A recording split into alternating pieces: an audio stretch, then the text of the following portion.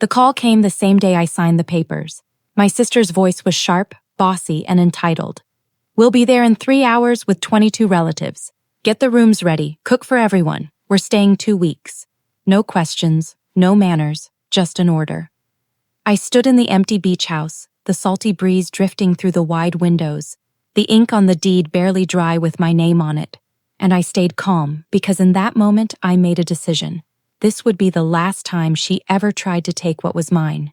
It wasn't always like this. As kids, we were inseparable. She was the fire, I was the steady one. It worked until our parents started feeding her hunger for control. Whatever she wanted, she got. And me? I was the quiet one who gave in, who patched things up. When our parents died, that pattern didn't fade, it hardened. She treated every family asset like it belonged to her by default. My opinions didn't matter. My very presence felt like an inconvenience. I thought the beach house might finally change things, a fresh start, a place untouched by family baggage. I was wrong.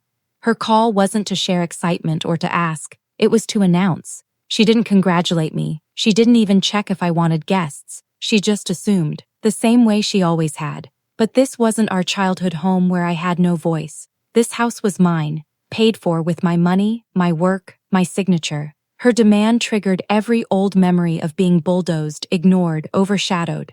The sting was familiar, but my reaction wasn't. This time, I didn't fold. I started planning. 3 hours. That's what she gave me, and that was enough. I walked room to room calculating.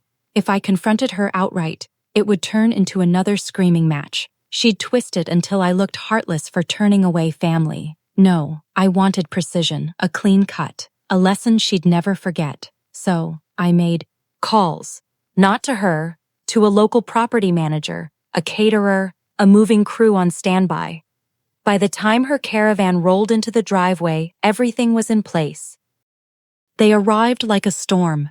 Cars packed the street, doors slammed, voices echoed, laughter too loud for a house that had never known them. My sister came up first, already barking orders about where the luggage should go. I stood there calm, smiling. "Don't unload," I said. "The house is booked." Confusion flickered, then anger. "What are you talking about? We're staying here." "No," I said evenly. "Guests are arriving tonight. Paying guests." Her face twisted. Behind her, the relatives shifted uneasily, still holding their bags. I stepped aside as the property manager approached with a clipboard, ready to inspect the house for the rental. 2 weeks paid up front above market price. Her jaw dropped. "You rented it out?" "Yes," I said simply. "This isn't a family hostel, it's an investment, and starting today, it pays for itself." She sputtered, trying to rally everyone. "This is ridiculous, we're your family." I let the silence stretch, then handed her an envelope. Inside were records, receipts, proof of the trust money she had siphoned years ago in my name. I had done my homework. Her hands trembled as she flipped through the pages. I leaned closer. "You've taken enough from me. This house is mine. And if you try to touch it, I'll make sure every cent you stole goes public." Her face drained of color. The relatives shifted back, realizing this wasn't a family getaway. It was a reckoning. She screamed, she cursed, but her words bounced off walls that weren't hers. Then the caterers arrived, unloading trays of food for the paying tenants, not freeloading relatives. The moving crew carried in fresh linens. The property manager reset the lock code. One by one, her supporters backed away and returned to their cars. The show was over. My sister stood in the driveway, shaking with rage, humiliated under the blazing sun. "Fine," she spat. "You'll regret this."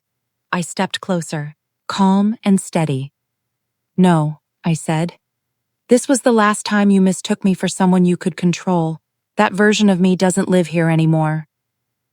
And I shut the door. That night, I sat on the deck, listening to the waves crash against the shore. The house was quiet, mine in every sense of the word. For the first time in years, I wasn't the sibling left in the shadows. I wasn't the one picking up scraps. I was the one who had drawn the line and enforced it. My sister thought she could storm in, plant her flag, and claim what I had built. Instead, she left stripped of her power, her audience, her illusion of control. And me? I stayed exactly where I belonged, on my own ground.